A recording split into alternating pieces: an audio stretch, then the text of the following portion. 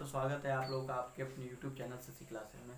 तो दोस्तों आज हम यहाँ पे बात करने वाले हैं क्लास 12 हिंदी चैप्टर के फर्स्ट चैप्टर के बारे में, जिसका नाम है राष्ट्र का स्वरूप, और इसके लेखक है डॉक्टर वासुदेव शरण अग्रवाल। हमने इससे पहले एक वीडियो दे चुके हैं जिसमें डॉक्टर वासुदेव शरण अग्रवाल की क्या कहते हैं जीवन परिचय, साहित्यिक परिचय एवं कृतियाँ के बारे में संक्षिप्त वर्णन किया गया है। तो उसका लिंक डिस्क्रिप्शन में आप जाके जरूर देख लीजिए। चलिए दोस्तों, तो हम जानते हैं आज इस चैप्टर के बारे में राष्ट्र का स्वरूप क्या था। जैसे पाठ से मालूम है राष्ट्र का स्वरूप, जो एक देश होता है, राष्ट्र मतलब देश, उसका स्वरूप वो किस तरीके से दिखता है, मतलब उसकी एक झलक देखिए किस हर मायने में। उसकी एक प्राकृतिक झलक हो गई, भौतिक हो गई, भौतिक रूप भी उसका देखिए, रासायनिक रूप भी देखिए, ये सब राष्ट्र का स्वरूप। ठीक है, तो चलिए देखते हैं डॉक्टर वासुदेव शरण अग्रवाल ने किस तरीके से राष्ट्र के स्वरूप की वर्णन किया है।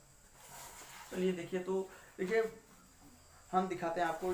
देखिए, भूमि का निर्माण देवों ने किया है, वो भी अनंत काल में किया है। भूमि का निर्माण किसने किया है? देवों ने किया है, वो भी अनंत काल में किया है। ठीक है,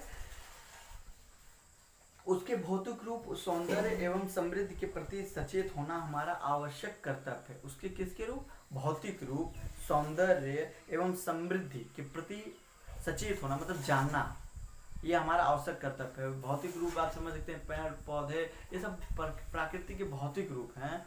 ठीक है, और सुंदरता, रूप, सौंदर्य ये सब आप समझिए आवश्यक कर्तव्य है। भूमि के पथिक रूप के प्रति हम जितने अधिक जागृत होंगे उतना ही हमारा राष्ट्रीयता बलवती हो सकेगी। मतलब हम भूमि के प्रति जितने ही जागृत होंगे उतनी हमारी राष्ट्रीयता बलवरित होगी, मतलब बलशाली होगी। जितना ही हम राष्ट्र के प्रति हम जितना ही अग्रसर रहेंगे उतना ही हमारा देश, हमारा राष्ट्र मजबूत होगा। ये हमारे क्या कहते हैं लेखक कह रहे हैं। कौन? डॉक्टर वासुदेव शरण अग्रवाल। उनका ये कहना है कि हम जितने अग्रसर रहेंगे राष्ट्र की तरफ, जितना हम राष्ट्र में अग्रसर रहेंगे उतना ही हमारा राष्ट्र मजबूत होगा। ठीक है, तो यहाँ देखिए, यह पृथ्वी सच्चे अर्थों से समस्त राष्ट्रीय विचारधाराओं की जननी है। यह पृथ्वी क्या है? सच्चे अर्थों से क्या है? सच्चे अर्थों से राष्ट्रीय विचारधाराओं की जननी, मतलब ये सच्चे अर्थ में बोला जाए तो राष्ट्र विचारधारा जो होती है, पृथ्वी जो होती है, राष्ट्र विचारधारा की एक जननी है। हाँ ठीक है, ये भी हो गया। अब चलिए हम देखते हैं अगली लाइन राष्ट्र की। देखिए क्या लिखा है, जो राष्ट्रीयता पृथ्वी के साथ नहीं जुड़ी होती वह निर्मूल होती है। जो राष्ट्रीयता पृथ्वी के साथ नहीं जुड़ी होती है वो क्या होती है? निर्मूल होती है, उनका कोई मूल नहीं होता है।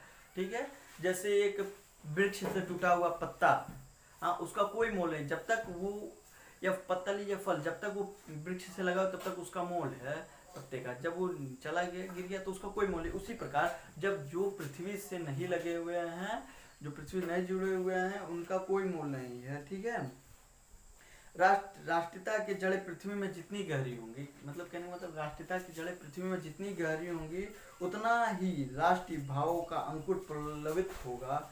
ठीक है, तो अब ये देखिए राष्ट्रीयता की जड़ें। अब यहाँ देखिए राष्ट्रीयता की जड़ें मतलब कहते हैं राष्ट्र को क्या कहते हैं, हमारे लेखक जो ये कहना चाहे राष्ट्रीयता की जड़ें यहाँ का देखिए, हम राष्ट्र के प्रति जितने अग्रसर होंगे उतना, यहाँ राष्ट्र की जड़ों का वर्णन इस प्रकार किया गया कि हम राष्ट्र के प्रति जितने अग्रसर होंगे, ठीक है, उतने ही अधिक गहरी, उतना ही राष्ट्र भाव, मतलब उतने ही अधिक जितना हम राष्ट्र के प्रति अधिक अग्रसर होंगे उतना ही हमारे भावनाएं जो होंगी, हमारे राष्ट्र के प्रति जो हमारी भावनाएं होंगी, देशभक्ति के प्रति भावनाएं, वो अधिक पल्लवित होंगी, मतलब अधिक उत्पन्न पेंगी।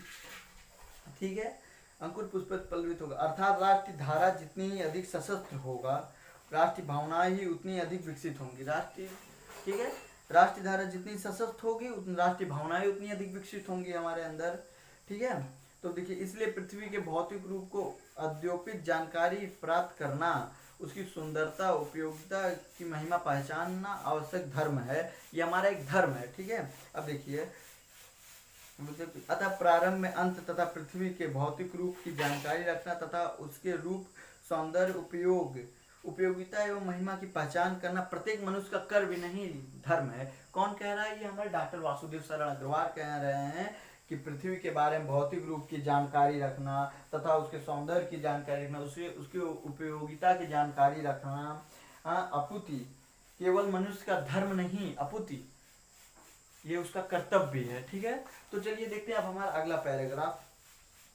तो देखिए अब हमारा अगला पैराग्राफ भी है। इसमें पहले पैराग्राफ में कई क्वेश्चन भी दिए गए जो कि हम आपको अगली वीडियो में इसके आंसर के साथ आपको बताएंगे। तो देखिए, चलिए देखते हैं हम अगला पैराग्राफ। मातृभूमि पर निवास करने वाले मनुष्य राष्ट्र का दूसरा अंग है। ये जो हमारा एक राष्ट्र होता है, ये राष्ट्र भूमि क्या कहते हैं, राष्ट्र मातृभूमि, इसको मतलब माता मानते हैं, राष्ट्र को माता, मातृभूमि, मातृभूमि पर निवास करने वाले मनुष्य राष्ट्र का दूसरा अंग है। ठीक है, राष्ट्र का दूसरा अंग। ठीक है, तो देखिए अब यहाँ पे एक क्वेश्चन बन गया, अगर राष्ट्र के दूसरे अंग ये है मातृभूमि पर निवास करने वाले मनुष्य जो है, अगर ये राष्ट्र के दूसरे अंग है तो राष्ट्र के पहला अंग कौन सा है, ये यहाँ से क्वेश्चन बनना आपका चालू हो गया। ठीक है, तो देखिए हर पैराग्राफ में क्वेश्चन खोजिए तो एकदम बहुत इजी तरीके से आप इसमें कॉन्सेप्ट आपका क्लियर होगा। ठीक है, हो गया मातृभूमि पर निवास करने वाले, ये दूसरा अंग है। ठीक है, पृथ्वी हो और मनुष्य ना हो तो राष्ट्र की कल्पना असंभव है। अब यहाँ देखिए, अगर पृथ्वी है, मनुष्य ना हो तो राष्ट्र की कल्पना असंभव है, जिसे असंभव है। अगर सीधी सादी बात है, घर है, घर में अगर इंसान ना हो तो वो घर नहीं रहता है। ठीक है, उसी टाइप से यहाँ पे जो हमारे लेखक है उन्होंने कहा है, अगर उन्होंने इसी बात का वर्णन किया है, पृथ्वी हो और मनुष्य ना हो तो राष्ट्र की कल्पना संभव नहीं। राष्ट्र किससे बना है, मनुष्यों से मिलकर एक राष्ट्र बना है। राष्ट्र, उसमें विचार अनेकों प्रकार की विचारधाराएं, अनेकों प्रकार के शासन वगैरह, इन सबसे मिलकर एक राष्ट्र बनता है। ठीक है, तो देखिए क्या लिखा है, असंभव। पृथ्वी और जन दोनों के सम्मिलित से ही राष्ट्र बनता है। देखिए हमने क्या बताया, राष्ट्र किससे बनता है, पृथ्वी और मनुष्य दोनों के सम्मिलित से ही राष्ट्र बनता है। अब पृथ्वी अग्रसर है, मनुष्य अपने राष्ट्र को लेके अग्रसर है, उनके भाव को लेके उनके मन में अधिक भाव उत्पन्न होते हैं, वो इसीलिए उससे क्या कहते हैं, सम्मिलित होकर एक राष्ट्र बनता है। जितना मनुष्यों का प्यार दुलार वगैरह बोलिए, जो भी आप अपनी भाषा में बोलिए, राष्ट्र के प्रति जो होगा समर्पित होगा, बलिदान वगैरह, उसी से एक राष्ट्र बनता है।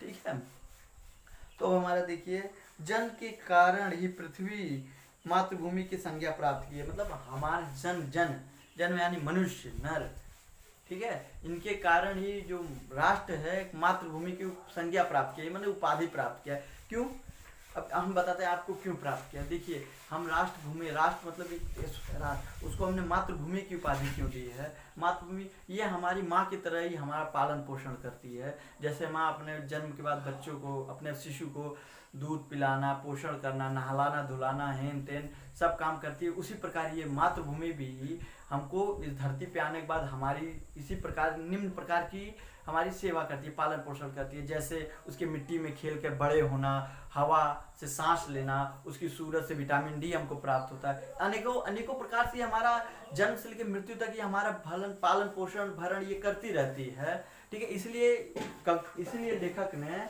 इसको मातृभूमि की उपाधि संज्ञा दी है। ठीक है, देखिए अब यहाँ क्या है, माता भूमि पुत्रो पृथ्वा भूमि माता है, हम उसका पुत्र हैं। ठीक है, ये एक श्लोक दिया गया है, जो मैंने आपको पूरी लाइन बताई इस श्लोक से ही उसमें पूरा है। देखिए, माता भूमि पुत्रो पृथ्वा भूमि माता है, मैं उसका पुत्र हूँ। ठीक है, यहाँ पे बताया गया। तो ठीक है, इसमें भी निम्न प्रकार के क्वेश्चन दिए गए हैं, तो इस क्वेश्चन को हम आपको अगली वीडियो में बताएंगे। तो चलिए हम बढ़ते हैं अपने अगले टॉपिक की ओर। ठीक है, जन का प्रभाव। देखिए तीसरा है जन का प्रभाव। जन का प्रभाव अनंत होता है। ठीक है, क्या होता है जन का प्रभाव, मतलब नर का प्रभाव अनंत होता है। ठीक है, अब यहाँ पे देखिए, यहाँ पे जो लेखक जो है प्रवाह, यहाँ नदी से हमारी तुलना कर रहे हैं। यहाँ जन की जो तुलना कर रहे हैं वहाँ किससे कर रहे हैं, नदी से। प्रभाव किसका होता है, नदी का होता है। मगर यहाँ पे हमारे जो लेखक हैं ये राष्ट्र के स्वरूप नामक चैप्टर पाठ में मनुष्य की गणना क्या प्रवाह से कर रहे हैं। ठीक है, तो ये देखिए, सहस्त्र वर्षों से भूमि के साथ राष्ट्रीयता जन के तदापंत प्राप्त किया है। जब तक क्या किया है, सहस्त्र वर्षों मतलब कई वर्षों से भूमि के साथ राष्ट्रीय जन मतलब राष्ट्र में रहने वाले जन ने, कई वर्षों से राष्ट्र में रहने वाले जन ने तदापंत मतलब निवास करना। ठीक है, तदापंत प्राप्त किया है, मतलब एक पद प्राप्त किया है। जब तक सूर्य की रश्मियां नित्य प्रतकाल भुवन को अमृत से भर देती हैं, यानी भुवन को गगन को अपने अमृत रूपी किरणों से भर देती हैं, इस संसार को अपने अमृत रूपी किरणों से भर देती हैं, तब तक राष्ट्रीय जन का जीवन भी अमर है। ठीक है, जब तक सूर्य की किरणें अपने अमृत रूपी किरण से इस संसार को, इस राष्ट्र को भर देती हैं, तब तक जन का जीवन भी संभव है। ठीक है, जीव अमर है, सॉरी संभव अमर है। इसीलिए इतिहास के अनेक उतार चढ़ाव पार करने के बाद भी राष्ट्र निवासी जन नई उठती लहरों से आगे बढ़ने के लिए अजर अमर है। इसलिए देखिए, अब यहाँ पे फिर बता दिया हमारे लेखक ने, ये इतिहास के लहरों, इतिहास के अनेक उतार चढ़ाव, इतिहास में अनेक उतार चढ़ाव आप देखते हैं कि युद्ध देख सकते हैं, कई युद्ध होने के बाद जो हमारे देश की हालत बहुत बिगड़ गई थी, हम टूट से चुके थे, उसके बाद संभल के फिर एक रास्ते पे होकर फिर चलना, यही हमारे लेखक जो कहना चाहते हैं। ये क्या कहते हैं, उतार चढ़ाव करने के बाद भी राष्ट्र निवासी, मतलब जो राष्ट्र में निवास करते हैं, जन नई उठती लहरों, जन नहीं उठती मतलब एक लहर उठती है, एक लहर उठती कि एक आक्रोश उठता है किसी के लेकर, उसी से बढ़ने के लिए मतलब आगे बढ़ने के लिए एक नई लहर उठती है, उसी को बढ़ने के लिए अजर अमर है, उसी को अजर अमर कहा। किसने, लेखक ने हमारे, उसी को क्या कहा है, अजर अमर कहा है। कई उतार, इतिहास में कई उतार चढ़ाव आने के बाद, फिर उतार चढ़ाव आने के बाद राष्ट्र निवासी जन नई लहरों के साथ आगे बढ़ने के लिए तत्पर रहते हैं, उसी को क्या कहा गया है, उसी को अजर अमर किया गया। वही आदमी अजर अमर है। जन का सत्रावित जीवन नदी के प्रवाह की तरह है। जन का क्या है, सत्रावित जीवन नदी के प्रवाह की तरह है। किसके प्रवाह है, मतलब सत्यांशिक जीवन जो है वो नदी के प्रवाह की तरह, तो वो निरंतर बढ़ता जाता है, उसका रुकना काम नहीं, निरंतर बढ़ता जाता है।